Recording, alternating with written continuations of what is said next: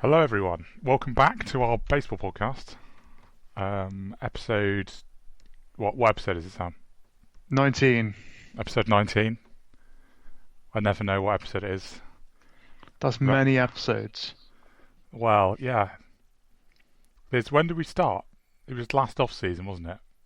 Yeah. So it's not exactly regular, given it's been No, like. we had some gaps as well, yeah. Well, it's probably like 9 months since we started. Yeah. Something like that. But yeah, it's quite a few. Anyway, yeah, we are here to talk about the World Series. And for once, we're not incredibly late. Yeah. We're actually within Within 24 24 hours. hours. Yeah. Quite easily within 24 hours. Yeah. Within 20 hours. Yeah. Not quite within 20 hours of the game starting, but yeah, I'm just, I don't know, just telling everyone exactly what time we're recording for some reason. But anyway, There's a chance I'm going to be slightly incoherent and staying up for the World Series just mean I'm a little bit like a zombie. yeah. Well, I guess you only get that if you actually have to get up in the morning. Yeah. That combination is not a winning one. Yeah. So anyway, should we talk the actual baseball? Because so far it's been like one and a half minutes of just nonsense. Yeah, all right. What about it? Ah, It's a good game, wasn't it? Basically, it's a good game. it was quite good. It was up there. I mean, I would say that this World Series, despite going to Game 7, has not been like amazing. I mean, it's been good, but it's not been like as good as a couple of the other recent ones. Yeah, I know what you mean. I don't know why, but I mean, when you get a Game 7, you can't really complain, can you? I mean, it's still been a really good World Series, but it might just be been a bit spoilt over like the last few years. With like Yeah, obviously the Cubs one was pretty ridiculous with like the extra innings stuff and them coming back from behind. When the Astros won it, that had like a couple of really dramatic games. But yeah, I guess the difference is that there wasn't any just ridiculous games where you have loads of lead changes. I But think some generally, of that's its what baseball narrative, is, isn't it? Really? Yeah, I think some of its narrative too is the thing with the Astros one was I know we got the Nationals has been the first in franchise history, but it wasn't that both teams were kind of fighting for this huge moment. I mean, obviously the Astros winning another yeah, World Series would have been massive, but it's not quite the same as them winning their first one. It's not from a no, neutral's perspective. It's not as I wanted the Nationals to win this really, and I really like the Houston Astros. yeah, it's just that like the Astros done it already. They're brilliant. We know they're amazing. They win Yeah, 100 games every year. so it's not that great a story when they win another one. It's like like with the Warriors over the last like few years with basketball and stuff like that, or like the Patriots in football. I suppose it would be a little bit, wouldn't it? I mean, obviously they've not had a dynasty like that, but it would just sort of be like, oh, wow, it's incredibly impressive. But they were my favourites, as I was saying on all these podcasts. I think I don't know whether I said it at the start of the year, but I think that I feel like they've been my favourites since the start of the season. The Astros had been, Yeah, um, and it would just sort of be like impressive, but not necessarily that fun. yeah, absolutely. They're a brilliant team. The way they've constructed their roster is fantastic and everything. They actually have quite a lot of very likable players too, but being the best and being almost perfect like they are isn't actually that fun. No, in sport in You're in general, awe really, of it's it. like once you get to a certain point of being good, that it just sort of takes You're fun out of it because it's like you're too efficient. You're too they're just so efficient. You win too efficient. much. There's You're better than everyone else. Everyone knows you're better than and there them. don't have any And it's like, weaknesses. well, Yeah.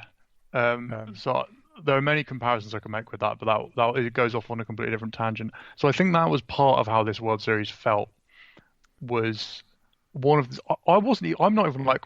It sounds like I'm being anti-Astros. Not at all. I would have been. I didn't really care that much who won. But if the Astros won, I would have very Yeah, bit much been like, yeah, yeah, the best team that we all thought was going to win won, and it would have been for the way it worked out as well. Would have been the guy they traded for that everyone thought made them. I even wrote it at the time, made them the undoubted favourites to win the World Series. Looked like he was going to pitch a gem and win them Game 7 of the World Series, and it would have been like, yeah, their front yeah, office was better than everyone else's. We already knew that as well. yeah. That's that's that's the one thing I really liked that about the Game 7 actually was that I mean obviously Scherzer his injury problems and stuff wasn't actually that dominant, but it was still like a pitcher's duel basically, wasn't it, up to a point.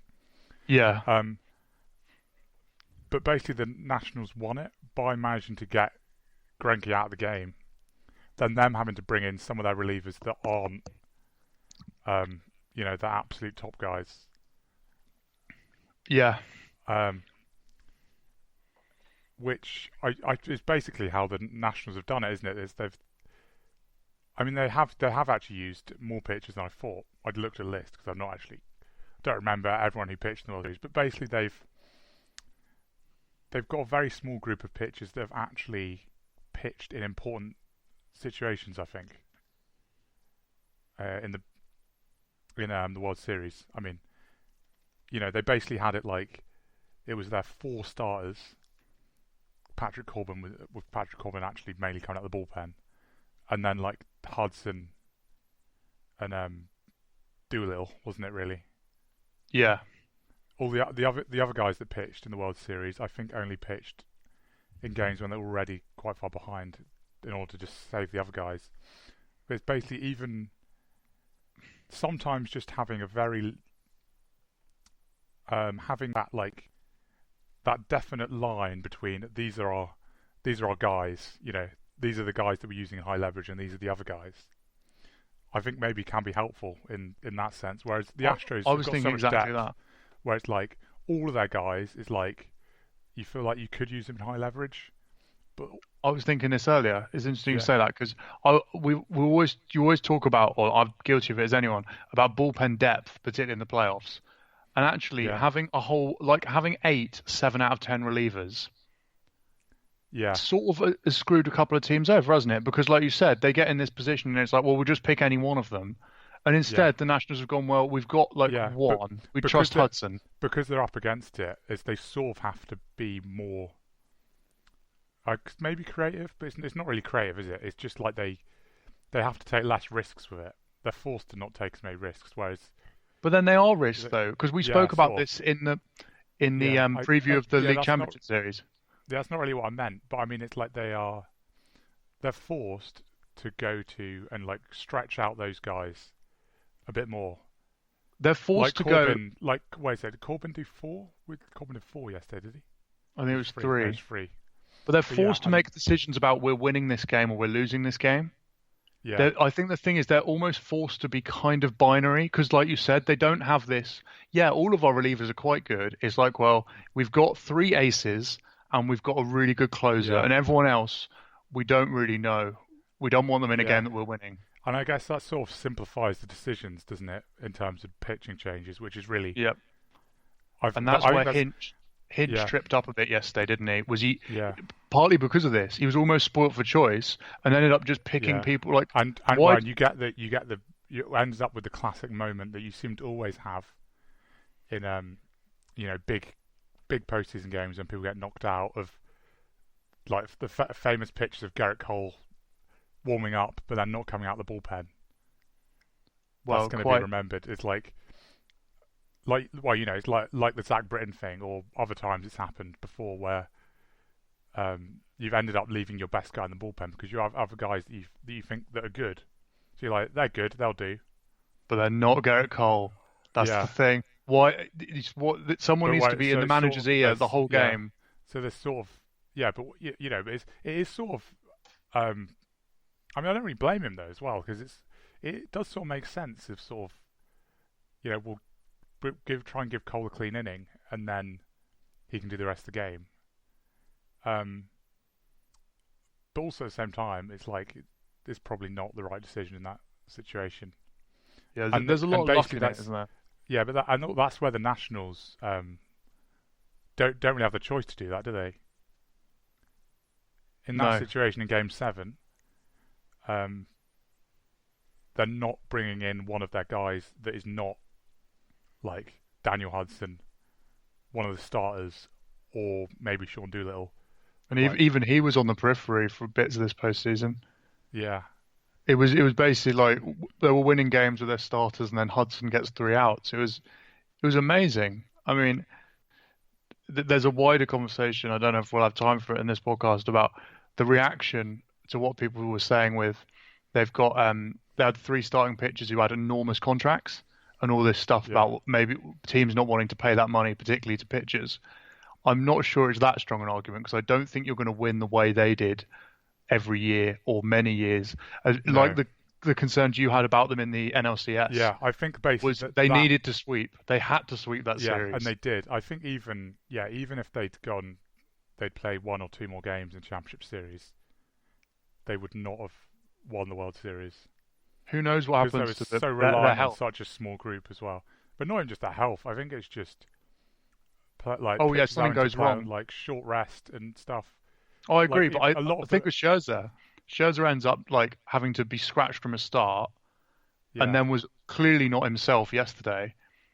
Like there's just a higher chance that happens to any of them when you put even more yeah, wear and tear on them, isn't there? yeah, and not having the gap as well, I think is a huge thing. Yeah, that really helped them out, didn't it? Really, really helped them out a lot. Um, it's a very cool story, I think, the way the Nationals have done it. I mean, there's all the, what was it, 19 and 31? Or was it even worse than that? They started the season. Yeah, it was 1931. I mean, Is there's the the losing Bryce Harper as well. isn't that the worst 50 game start by a World Series champion or something? Yeah, Maybe. and losing their homegrown superhero to a division rival who then falls off way behind them in the Yeah, division race. Um, the guy they could have given some of the money they gave to Corbin, could have given it to Bryce Harper, but then they obviously wouldn't have won the series, that World Series with that formula. yeah, Um, there are so many different things that I thought made it just quite a nice moment that they won it. Not to mention, in this, we've spoken about the NL East, but particularly the Nationals, I think, on this podcast a lot, and said yeah, how they're kind of forgotten about. yeah. Well, yeah. Even at the start of the year when they lost Harper, and everyone was ordering how the NL East is going to finish. Most people had the Nationals fourth.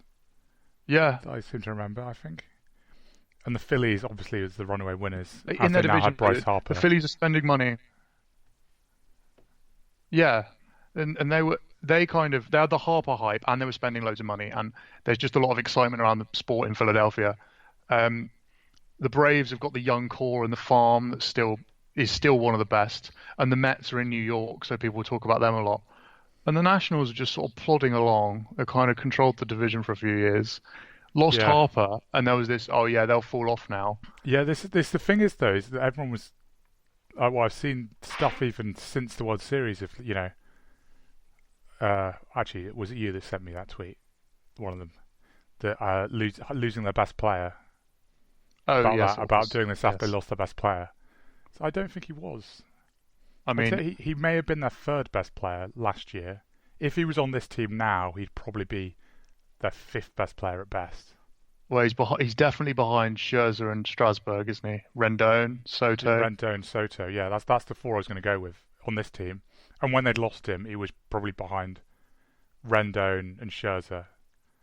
Yeah, Um, I mean, yeah, and well, the thing is now is that Rendon, it's since like the postseason, it's been building up, hasn't it? But Rendon is now known as one of those guys, isn't he?